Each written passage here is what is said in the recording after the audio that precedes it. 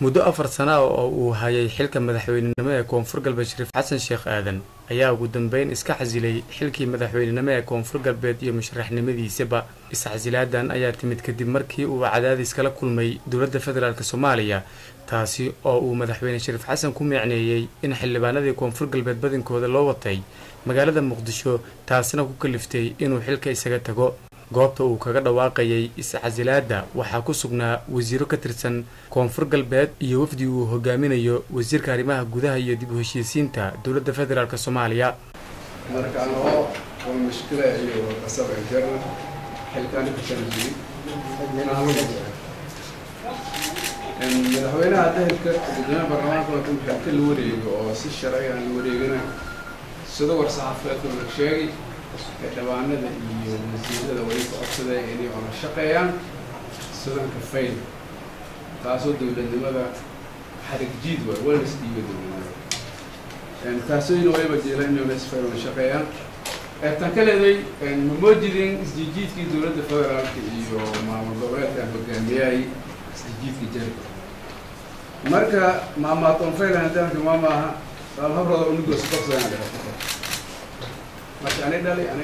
دالي والحكومة قال لي الحكومة ما دام رئيس يشجعي تقولي كندال ما يتريني يشجعي تقولي كندال ما يترين خروها يهرسي مركز ما يوقفها وفرق بين هاتوي يتجمع مركز تعسير تعسكر لا يتكلم ولي أقصده حالة الدكتور في جلسة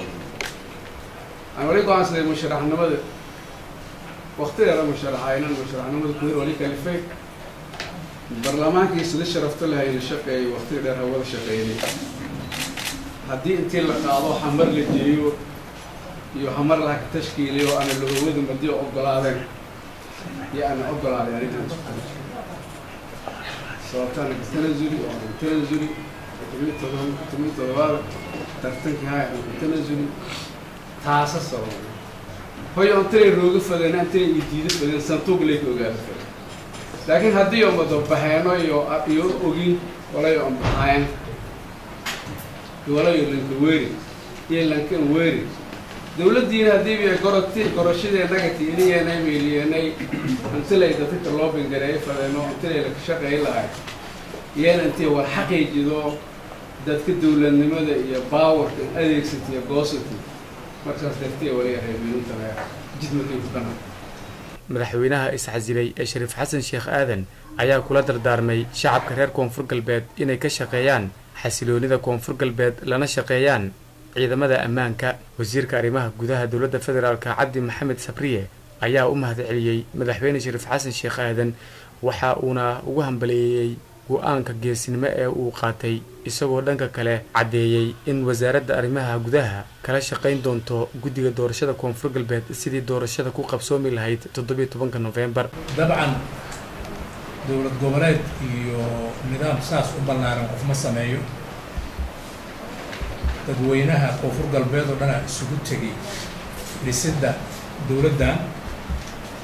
laakiin waxaan qiri karaa أنا إنما كشكيني إنه ها مدحوينه شريف حسن شيخ آدم قفكي وجود ذلك بدنا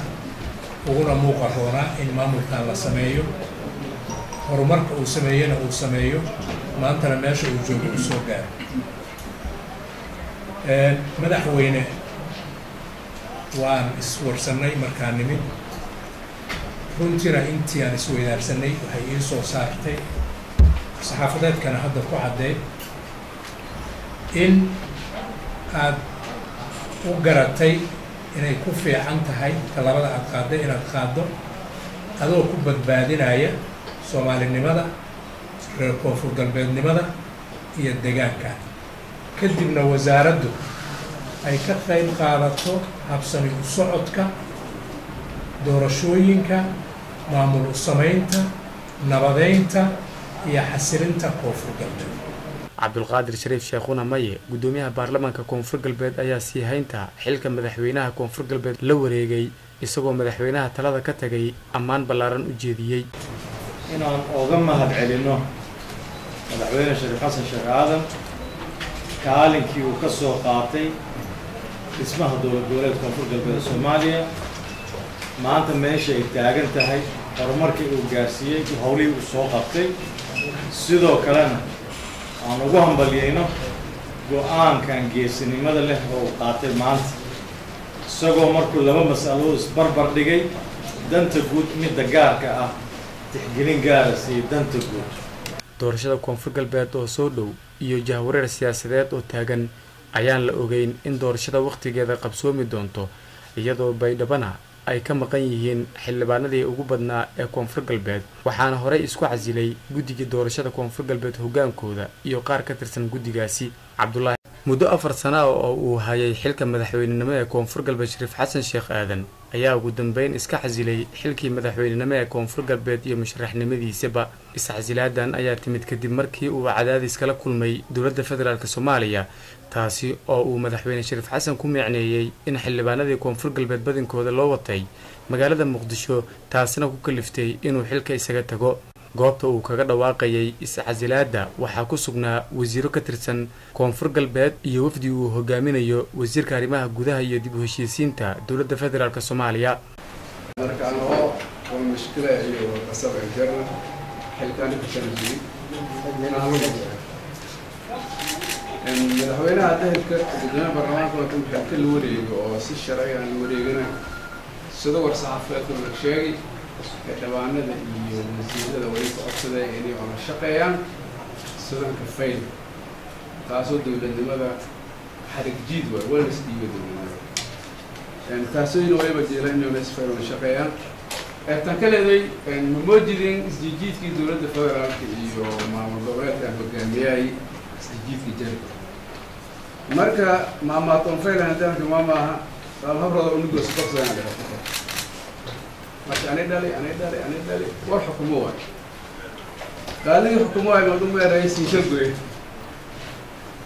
si unugan dal way taray ni shalgoy unugan dal way taray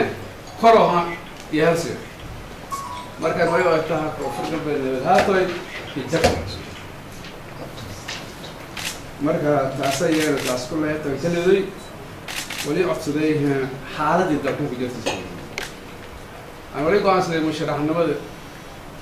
واختيار المشرح عينا المشرح النمذج كثير ولي كلفي البرلمان كيس ليش شرفت لها إلى الشقة واختيار هو الشقة لي هدي أنت اللي قاضوا حمر لي جيو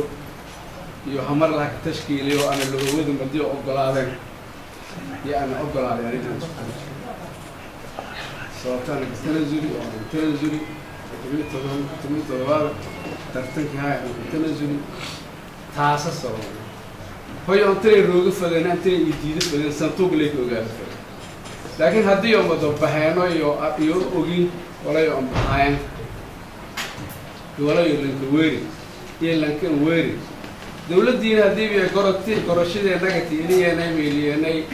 أنت لا يدتك الله بنجري فلانه أنت لك شقة إلا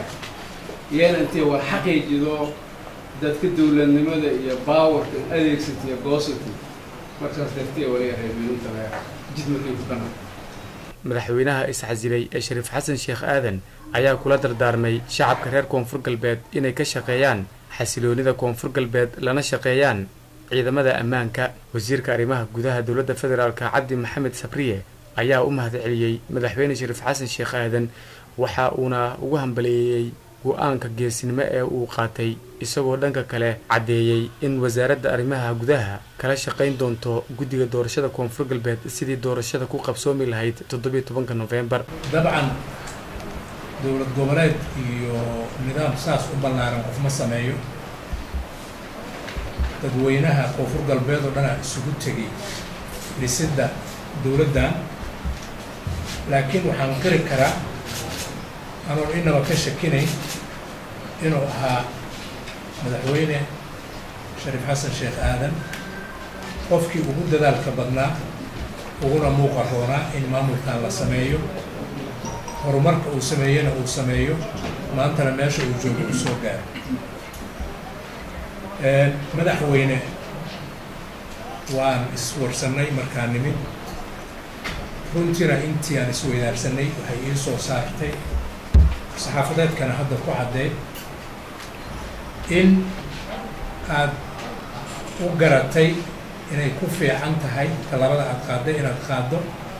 adoo ku badbaadinaya soomaalinimada reer koonfur galbeednimada iyo deegaanka kadibna wasaaraddu ay ka qayb qaadato habsami u socodka doorashooyinka maamul u samaynta nabadeynta iyo xasilinta koonfur galbeed cabdulqaadir shariif sheekhuna maye guddoomiyaha baarlamaanka koonfur galbeed ayaa sii haynta xilka madaxweynaha koonfur galbeed la wareegay isagoo madaxweynaha talada ka tagay ammaan ballaaran u jeediyey inaan oga mahad celinno madaxweyne shariif xasan sheekh aadan kaalinkii uu ka soo qaatay